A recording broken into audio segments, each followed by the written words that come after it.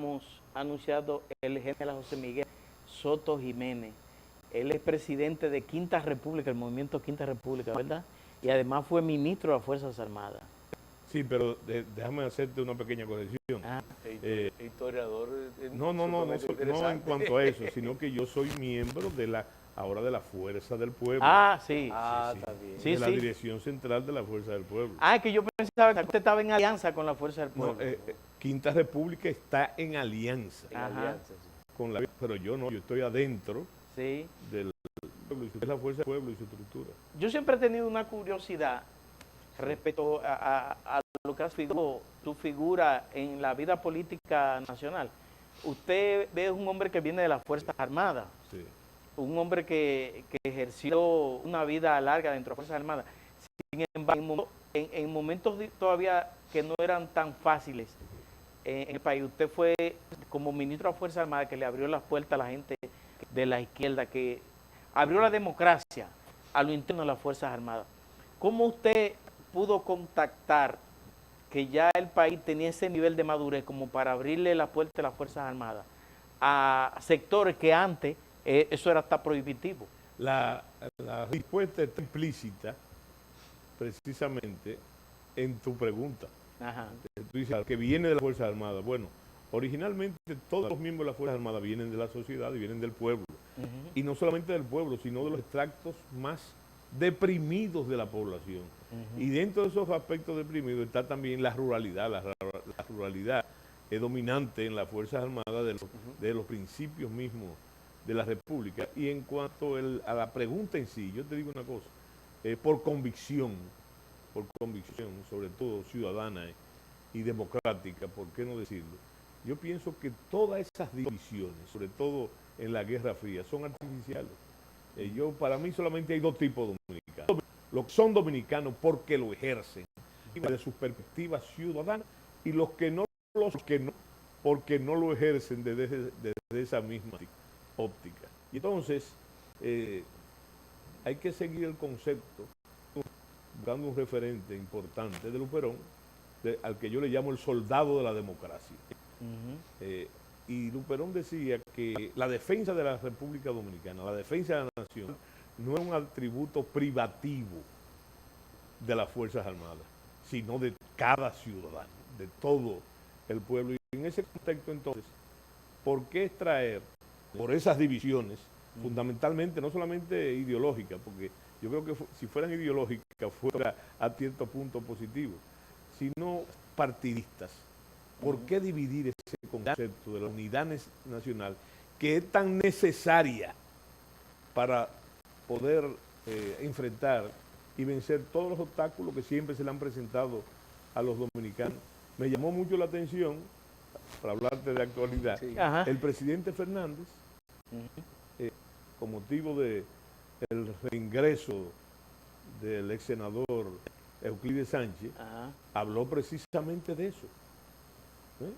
Y con eso lo sintetizó todo, hablando de la fuerza del pueblo y refiriéndose con otro contraste de otras organizaciones políticas sin hacerlo.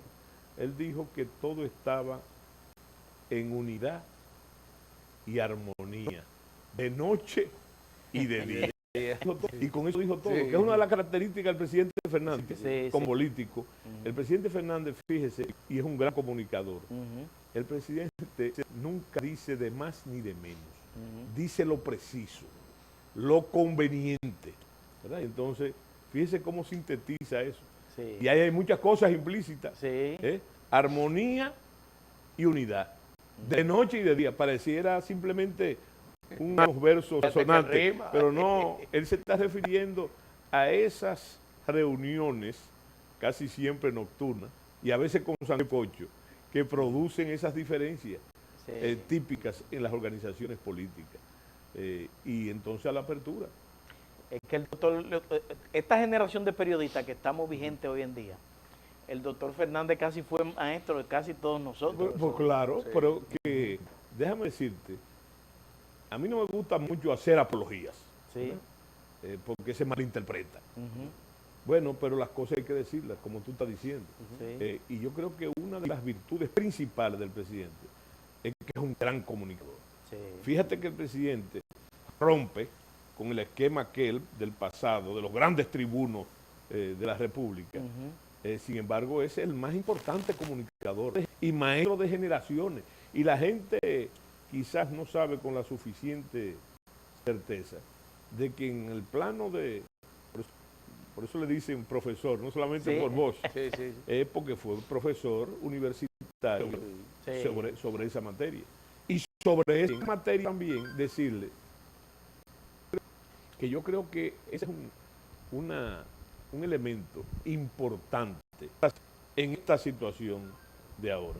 Porque no simplemente se trata de eso que tú has dicho, que él fue profesor de generaciones, de estos comunicadores de ahora, ¿verdad? De los que están haciendo el trabajo y batiendo el cobre, sino también que él, con ese poder de la comunicación, y lo ha dicho también él mismo, fíjate que es un hombre que no está buscando pugnacidades, ni ofendiendo a nadie, ni llegando a los planos personales. Una de las características de él es la decencia, pero sobre todo la exactitud. La exactitud. Dice lo preciso.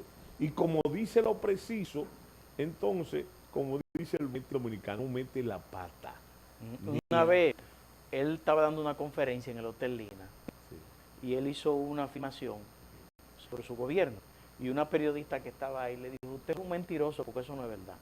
Y él se sorprendió y le dijo, mire qué cosa, si hay una verdad, o si hay una cosa que justifica lo que yo acabo de decir, es que usted le está diciendo mentiroso al presidente de la República en su carrera, a usted no le va a pasar nada. Claro. Y cuando él reaccionó de esa manera tan elegante, se quedó el salón como en silencio así. Porque quizá otro le hubiese respondido. Claro. Le hubiese respondido de otra manera. Cualquier otro, y fíjate, eso no ha cambiado. Porque es un hombre que no se exalta. La elegancia. La elegancia, la decencia y además la madurez. Exacto. La madurez política. Hay un tema que es interesante y que nosotros le estamos dando seguimientos aquí permanentemente, que es la parte de la salvaguardar la frontera. Usted como ministro de la Fuerza Armada desarrolló unos trabajos extraordinarios en esa gestión suya. Nosotros nos gustaría saber su evaluación actual de esta situación, de esta protección, ese cambio que ha dado últimamente. Mira, yo te diré algo. Discúlpame, y estoy haciendo resaltación. Al presidente Fernández, hace unos días, alguien le preguntó precisamente sobre eso. Y en alguna de esas aristas de la pregunta también había especie de acusaciones. Y él dijo simplemente la verdad. Y tú lo has dicho ahora. Lo que él dijo, tú lo has dicho. ¿Qué tú dijiste? Esta situación como está ahora. Pero él dijo, haciendo la respuesta a la pregunta que se le hizo, él dijo simplemente, fíjate qué interesante, que es uno de los puntos de la realidad. Dice, cuando yo fui presidente, el Estado haitiano existía, era un Estado fallido, pero existía. Pero que la situación ahora no es esa. La situación ahora es que el Estado haitiano no existe. Es un caso interesante, no único en el mundo, porque le pasó también a Somalia. Es la desaparición del Estado. El Estado haitiano ha perdido el control de la población y de sus recursos. Tiene una crisis económica terrible. Pero también ha perdido el control legal, el monopolio legal de la violencia legalmente aceptada. Y sus funcionarios son ilegítimos, de acuerdo a sus propias leyes. Entonces, no es la misma situación, como tampoco es igual la cantidad asombrosa de esa migración haitiana. Fíjate una cosa, yo me siento, a veces me da paradoja, es más, a veces me da vergüenza reírme por la paradoja, ¿verdad?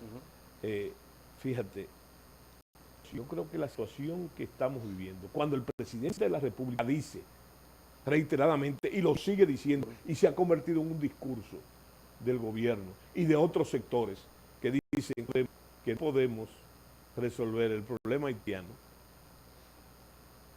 mediante la República Dominicana o a costa de la República Dominicana.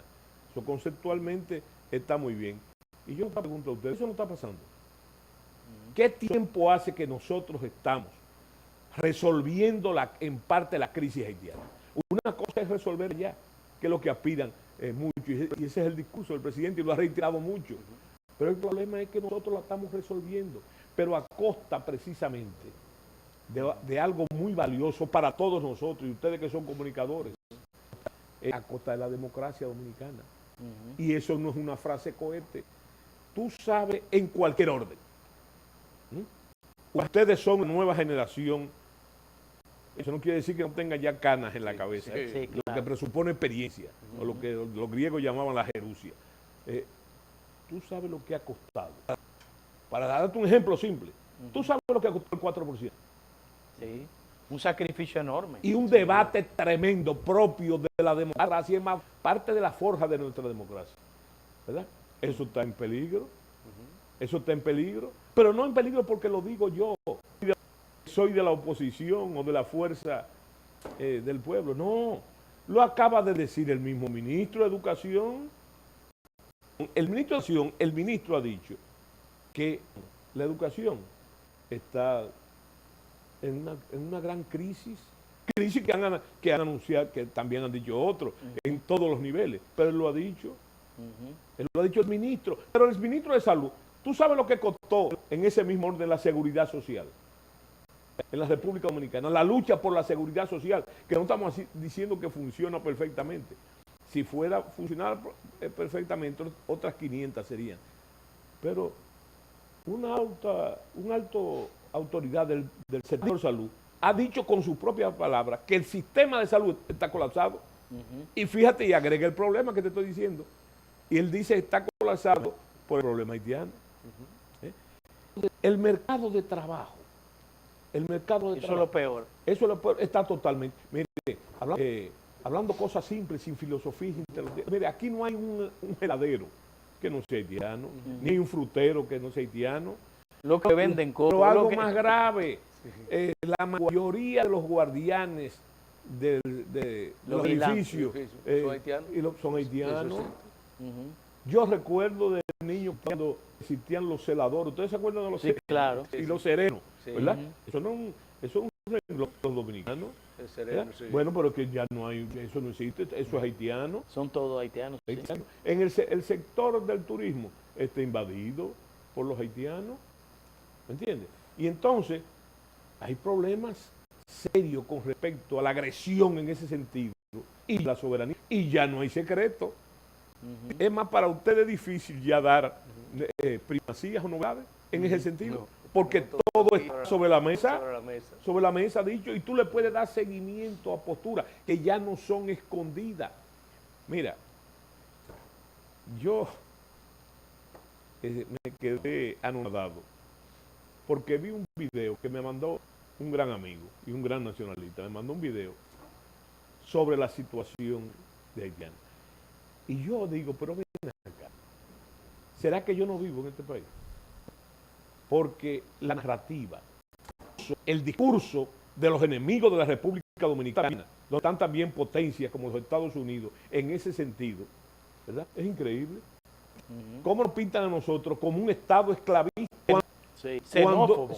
Y hasta, inclusive, yo pienso que tirándole, eso tiene cocorícamo, como decían por ahí. En parte del discurso, ¿verdad? Dicen que el presidente Abinader está como que es parte de la conjura contra los haitianos. Pero es lo contrario. No hay un discurso definido. Es más, ¿por qué no decirlo? Hay un doble discurso. Hay un doble discurso que no se lleva a la ejecución. Mira tu pregunta con respecto al tema fronterizo, que todo se le quiere descargar a las Fuerzas Armadas. ¿Verdad? Porque las Fuerzas Armadas son un pararrayo, porque las Fuerzas Armadas constitucionalmente no pueden hablar, y porque son obedientes, y porque el jefe de las Fuerzas Armadas es el comandante, el jefe supremo, que es el presidente de la República.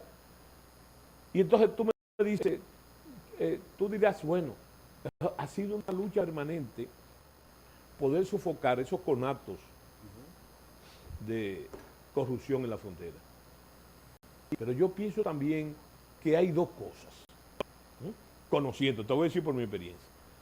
Yo estoy seguro que si el presidente llama al ministro de la Fuerza Armada, no que en un discurso o nada, y a los mandos militares, para que lleven eso al mínimo, mira, yo estoy seguro que se corrige. Se controla. sin violar la ley Así es. y cometer tropelías, porque antecedentes del problema dominico-haitiano no puede ser la matanza del 37 ni la matanza del 36. Esos son antecedentes indeseables e indeseados, ¿verdad? Pero yo estoy seguro. Ahora, podría ser que no. Que no decirle, como dicen los religiosos, que piensan que hay pecado de hecho y de omisión. Yo creo que hay de los dos.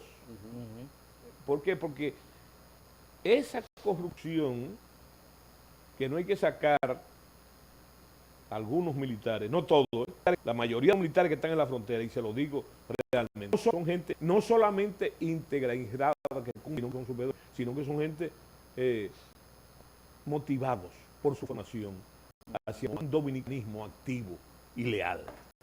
Pero yo digo que cuando el pueblo lo dice, hablando en términos políticos, lo que no está prohibido está permitido.